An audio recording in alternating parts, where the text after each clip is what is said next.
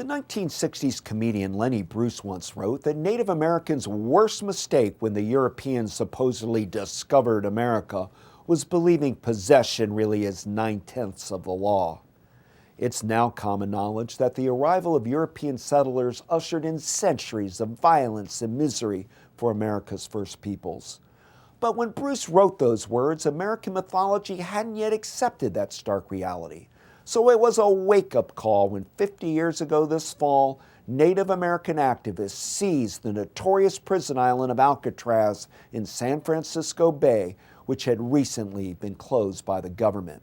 Their leader, 27-year-old Mohawk Richard Oakes, cited an 1868 Indian treaty that gave natives the rights to abandon federal land. We invite the United States to acknowledge the justice of our claim. Oakes and his fellow occupiers demanded that Alcatraz become home to a new Indian university and cultural center.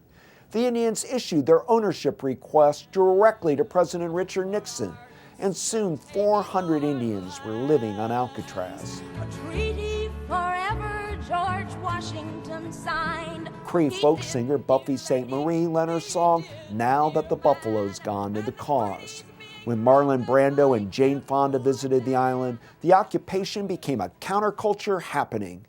As the standoff entered the 19-month mark, Nixon finally ordered a full shutdown of the island's electricity and phone lines.